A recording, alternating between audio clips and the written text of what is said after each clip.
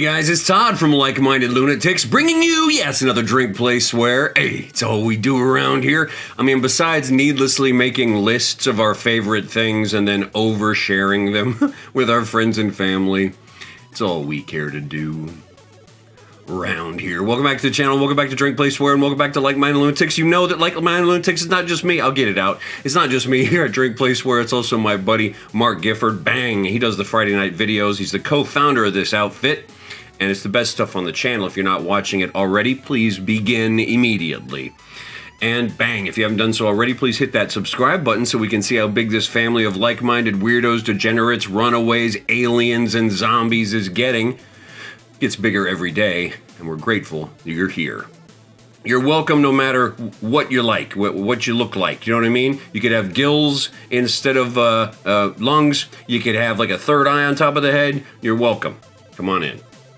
All right, what is it we do here at Drink, Play, Swear? Well, it's exactly what it sounds like. We play a game, usually a classic one. I pair it with a beverage. That's right, I do that, don't I?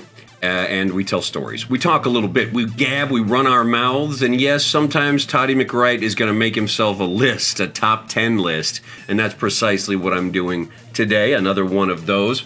But let's take a look at our game and take a look at our beverage. That's right, it's Alien 3 on the NES here, 1992's Alien 3. What am I drinking today? It's no big surprise. It's a Jim Beam and Coke. Get yourself something, please.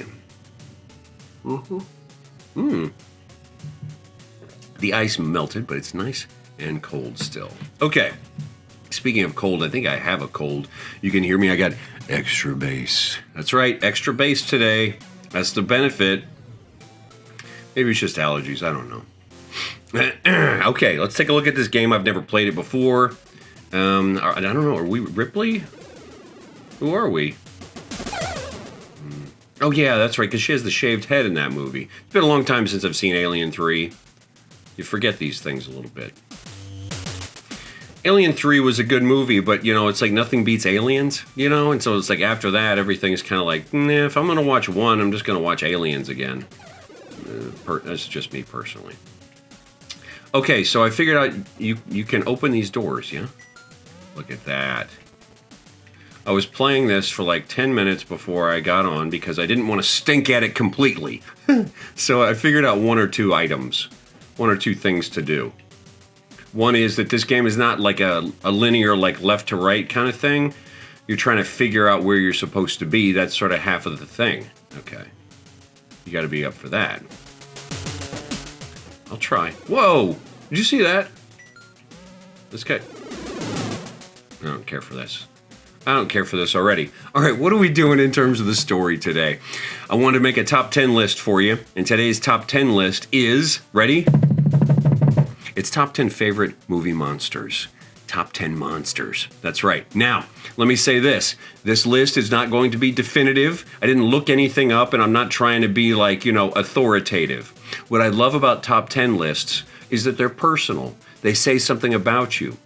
So you're not going to see Dracula on this list, or Frankenstein's monster, or even the Bride of Frankenstein. Even though those are all great monsters, I wanted to do a personalized list for you, with monsters that don't show up on just every list. You know what I mean? Like, what is it? Nosferatu? Am I saying that right?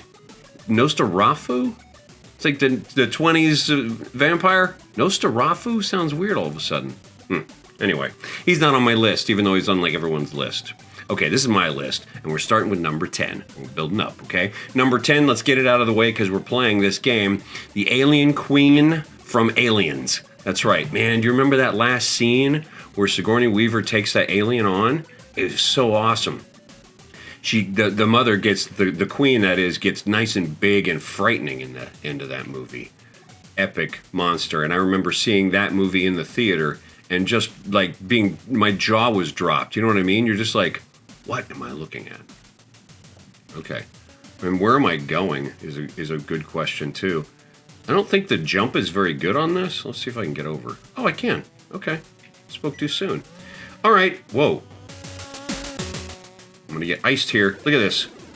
I'm no good at this. Number 9. What's number 9 on my list? Ooh, Jeff Goldblum as the Fly. 1986. I was 5 years old and I saw it in the theater way too young.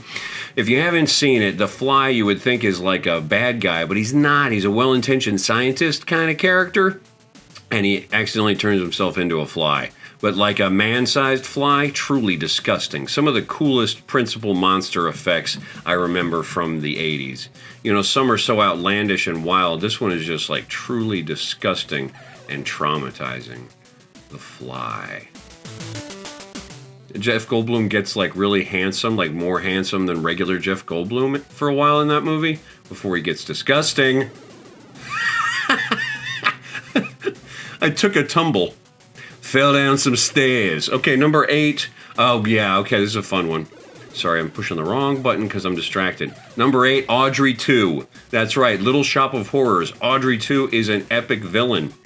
Somehow this monster kills over a dozen people without being, like, having legs? Okay. And you gotta love a villain who can sing, don't you? Like, what's her name from Little Mermaid? Somebody will remember. Anyway, a bad guy who can sing is just like icing on the cake, right? I love a carrot cake, personally. It's like the cream cheese icing, is what it is. Villain who can sing. Take over the world with style, right? Okay, number 7. This is a... Oh. Where's the little handle? I'm not allowed to go back here? I don't like that. Okay, number 7 is a monster that cannot sing. It doesn't even really talk. It's the Rancor monster. That's right, from Return of the Jedi, when Luke gets thrown into Jabba's pit of despair or whatever. No, not the outdoor one, the indoor one, right? The Rancor monster is so epic, and he's got that epic scream. But what's weird is that when he dies, he has this like sad puppy noise he makes when he gets his head crushed in. And, oh no, look at this. Time up, you failed to rescue all the prisoners. Oh no. What's gonna happen? They're gonna show me all my fails. Look at this.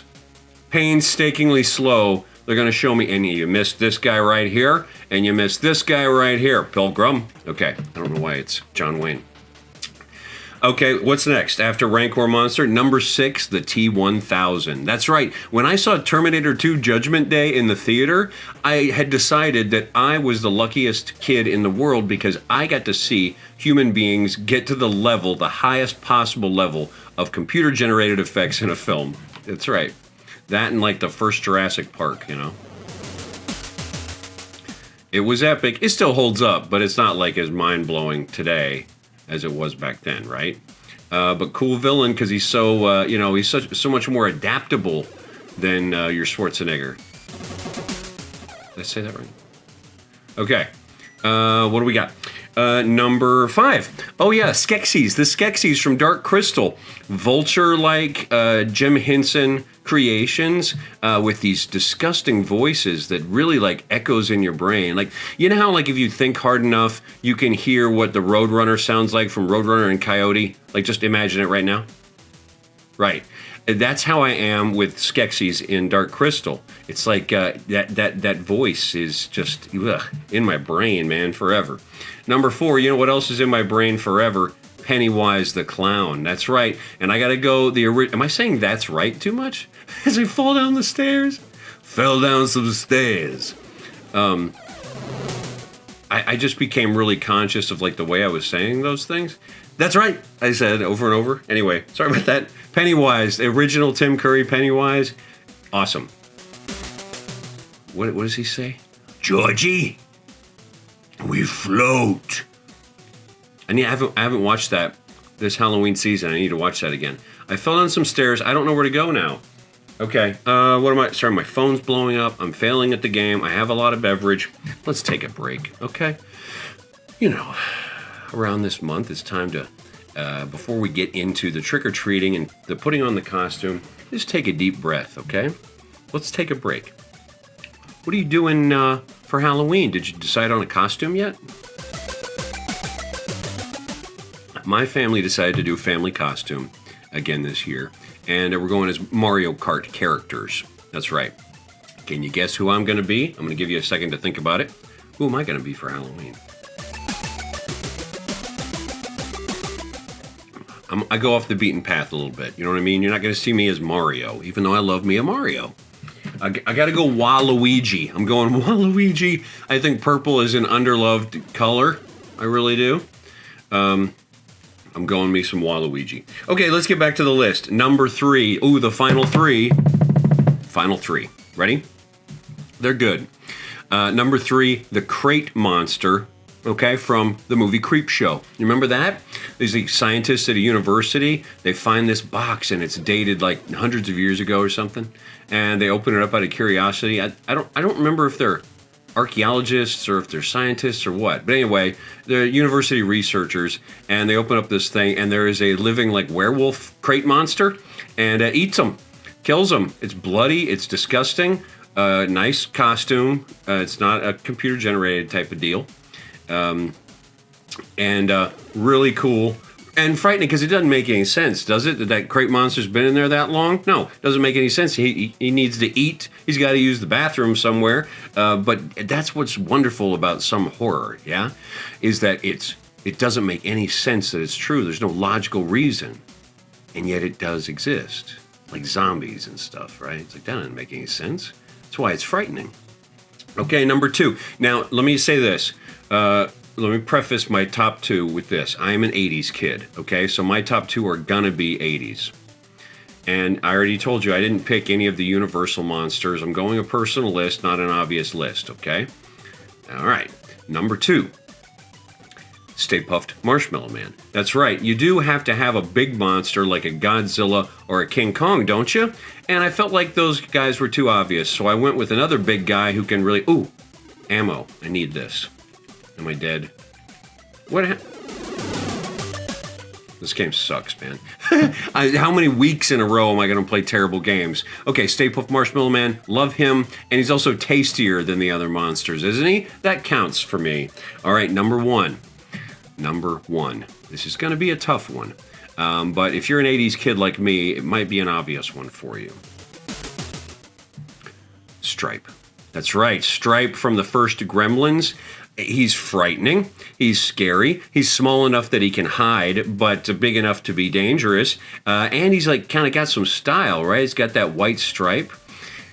Gizmo Kaka. I love him. He's wonderful. And at the end, he's got like a revolver, doesn't he? Frightening bad guy. All right, is this worth playing anymore? I don't think so. I think we're done here. Let me wrap up my beverage, and we're done. The thing I love about top 10 lists like this is that you and I could sit down, and you could give me a completely different 10, and I might end up agreeing with you, right? Because they're personal lists. They say something a lot about the person, about their tastes, about their fears, maybe, if it's a Halloween list. So if you're into horror, you're into monsters, why don't you have a couple of conversations with your friends about it, and you might learn something about them. All right, let's wrap up these beverages. Thanks for being here for the end of our month of celebration of Halloween. I'll get it out, okay? In between now and the next time I talk to you, I'm Todd. You know me.